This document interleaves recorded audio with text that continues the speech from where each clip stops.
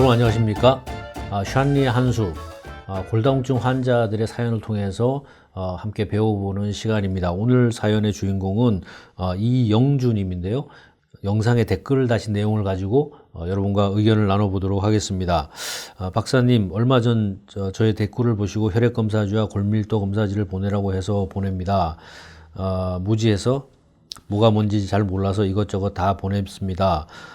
혈액은 가장 최근 검사한 것이 3월 22일이네요. 골밀도는 5월 16일입니다. 지금 나노웰에서 이온칼맥을 구매해 놓은 상태고요. 몇 가지 궁금한 것은 제가 치밀 유방 조직으로 6개월마다 유방 검사를 하고 있는데 이온칼맥이 혹시 영향이 있을지요? 또 이온칼맥과 요로결석과는 어떤 연관성이 있을까? 그런 질문을 하셨습니다. 우선은 이분에 대해서 구체적인 답변을 드리기에 앞서서 기본적으로 여러분들께서 앞으로 이런 종류의 의견을 저한테 구하고 싶으시면은 가능하면 골밀도 검사 결과를 두 번 거를 보내주셔야 됩니다. 이번 거하고 이전 거. 그리고 그때 검사하셨던 혈액 검사지를 또 마찬가지로 보내주시는 게 좋습니다. 왜냐하면 거기에는 여러분들이 판단하시지 못하는 많은 자료들이 들어 있습니다. 제가 화면에 피검사에는 꼭 들어가야 할 항목이 뭔지를 넣어 드릴 텐데요. 그걸 참고하셔가지고 여러분들이 뭐 언제라도 저한테 의견을 구하고 싶으시면은 그런 자료들을 제대로 갖추어서 보내주시면 감사하겠습니다.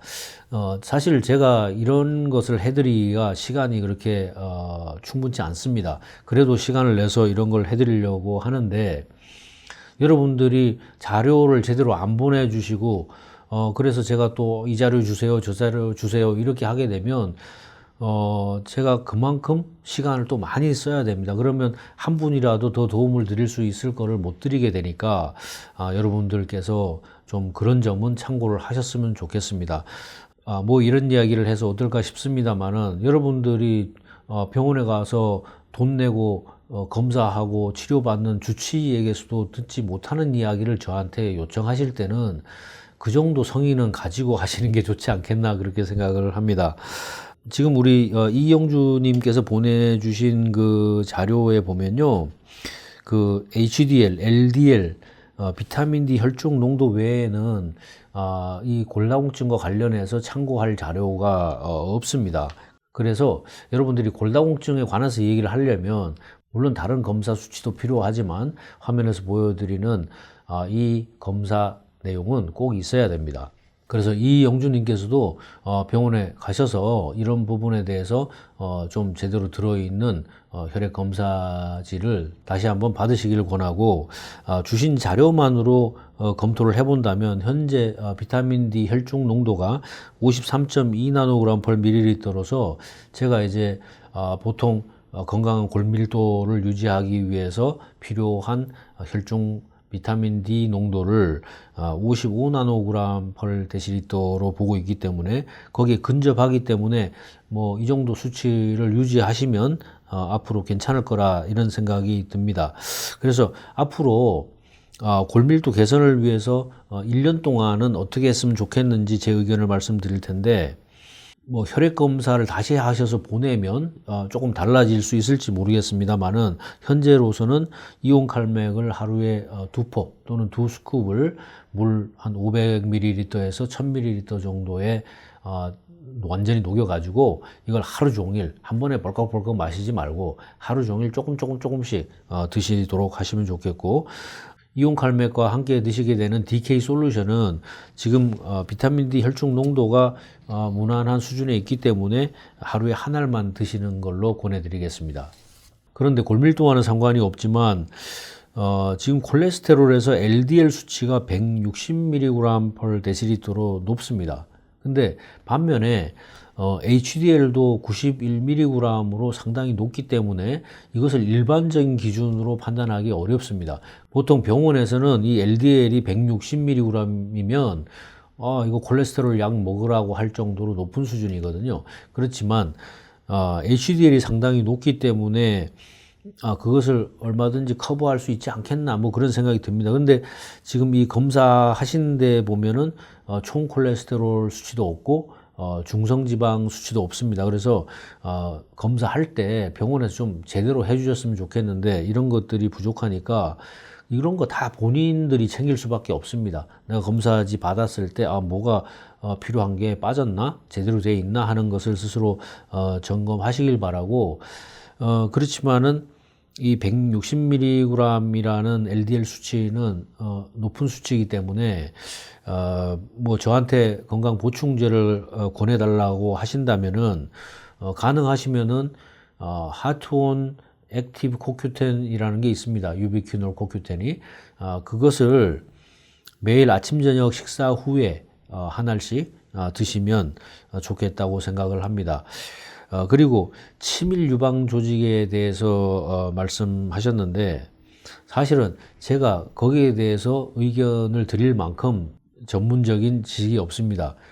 아무래도 이 부분은 유방의 석회화를 걱정하시기 때문에 이런 언급을 하셨지 않나 뭐 이런 생각을 하고, 또 마찬가지로 칼슘과 요로 결석의 관계 그런 거에 대해서도 궁금해 하셨는데 이 칼슘과 결석의 문제는요 좀 다르다고 생각합니다. 일전에 뭐 하버드 대학에서 칼슘과 결석에 대해서 어떻게 평가했는지에 대한 영상을 보내드린 적이 있는데, 실제로는 교통사고가 났을 때에 이 안전벨트를 맨 자리, 여성분인 경우에 그 유방의 석회화가 진행된 것들이 발견이 돼서 이 칼슘 자체가 뭘 만든다기보다는 우리 몸에 어떤 그 문제, 스트레스, 데미지 이런 게 생겼을 때 그 치료하는 하나의 수단으로서 석회화가 진행되는 것 아닌가, 그것도 큰 이유의 하나다 이렇게 생각이 되고 있습니다. 그래서 아직은 학계에서 이 석회화가 뭐 때문에 생기는 거라는 것을 명확하게 밝히지 못하고 있습니다. 근데 어쨌든 우리로서는 걱정하지 않을 수가 없습니다. 그래서 제가 가장 중요하게 생각하고 있는 것은 칼슘의 섭취량입니다. 여러분들이 보통 칼슘 한 알 또는 한 봉지, 한 포, 뭐 한 스쿱 이것을 그게 그냥 칼슘이라고 생각하시는데요. 일반적으로 여러분들이 시중에서 구입하실 수 있는 칼슘제들은 한 알이 보통 한 1000mg에서 1200mg 됩니다. 근데 이온칼맥 한 포에는 칼슘 177mg하고 마그네슘 88mg 밖에 안 들었습니다. 그러니까 그게 엄청난 차이가 있는 거예요. 그러니까 가장 적은 양의 칼슘과 마그네슘을 줘서 그것이 온전하게 뼈로 가게 할 수 있는 것, 그것이 중요하고, 지나치게 과한 칼슘을 공급해서 그것이 흡수도 되지 않고 제대로 사용되지도 못하고 그게 우리 몸에 돌아다니다가 석회화가 된다면 더 두려운 일이 아니겠나 그런 생각을 합니다. 그래서 기본적으로 이온칼맥은 굉장히 소량의 칼슘과 마그네슘을 이용한 제품이기 때문에 그런 부분에 대해서는 좀 안심을 하셔도 좋겠다고 생각하고, 요로 결석 같은 경우에는 그 방광이나 요로의 그 크리스탈, 칼슘 덩어리가 져가지고 그것이 자꾸 쌓여가지고 큰 덩어리로 변하는 건데, 이것이 물을 굉장히 적게 먹는 분들한테도 많이 그런 경향이 있다고 알려져 있습니다. 그래서 이온칼맥이 칼슘과 마그네슘의 양이 적다는 것도 좀 마음 놓을 수 있는 하나의 점이 되고, 또 칼슘과 마그네슘이 함께 있기 때문에 좀 안전성이 더 보장된다 하는 것도 또 도움이 되고, 게다가 충분한 물과 함께 먹기 때문에 훨씬 이런 결석의 위험을 줄여줄 수 있다고 봅니다. 거기다가 요즘 함께 드시도록 새로 권하고 있는 DK 솔루션 같은 경우에는 거기에 한 알에 200마이크로그램의 비타민 K2가 들어 있습니다.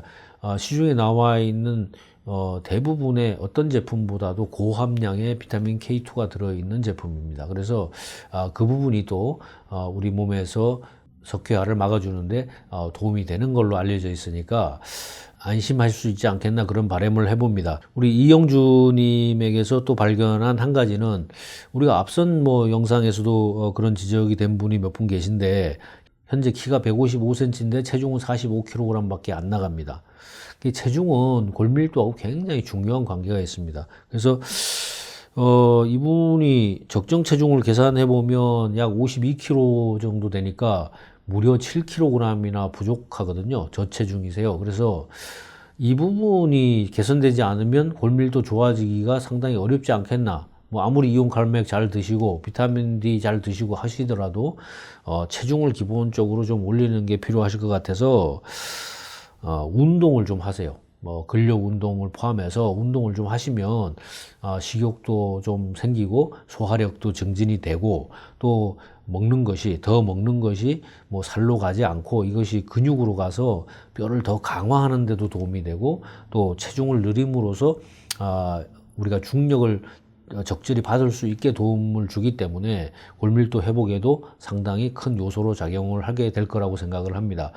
그리고 또 한 가지 제가 자세한 것은 모르겠습니다만은 혹시 이분이 좀 신경이 예민하지 않으실까 그런 추측을 해봤습니다. 제가 뭐 한 번도 뵌 적도 없고요. 이 이상의 뭐 내용을 아는 게 없습니다만은 자료를 봤을 때 이분이 좀 예민한 성격일 것 같다 하는 그런 느낌이 있어요. 그래서 스트레스가 체중이나 골밀도 이런 데도 다 영향을 미칩니다. 뭐 누구라고 해서 스트레스가 만병의 근원이라는데 요즘 건강에 영향을 안 미치겠습니까마는 특별히 이 골밀도가 낮으신 분들에게도 상당히 중요한 영향을 미칩니다. 그래서 골밀도가 뭐 높고 낮고를 떠나서 우리가 늘 좀 일상을 즐겁게 생각하고 행복하게 생각하고 조그만 것에도 뭔가 감사를 느끼는 그런 마음, 그리고 좀 더 남에게 대해서 주위에 대해서 여유롭고 너그러운 마음을 가지는 게 참 중요하다고 봅니다. 이제 그렇게 사람이 좀 유해지면은 우리가 유해진 사람이 좀 몸집도 있고 체구도 좀 있고 이렇지 않습니까? 그래서 만약에 예민한 성격이시라면 그 생각하는 방법을 좀 바꾸면 그런 스트레스도 많이 극복이 됩니다. 그래서 모든 건강은 스스로가 지키는 것이지 남이 지켜주는 게 아니니까 내가 생각하는 자세에서부터 먹는 식습관에서부터 운동 습관까지 이런 거 하나하나를 잘 보정을 하시면은 자기도 모르는 가운데 어느 날 아주 건강해져 있는 나를 발견하게 됩니다. 그래서 오늘 여러분들께서 늘 어떻게 하면 내가 한순간이라도 더 건강하고 행복할 수 있을까 하는 노력을 기울이시길 바라면서 오늘 이 시간 마치겠습니다. 여러분 감사합니다. 안녕히 계십시오.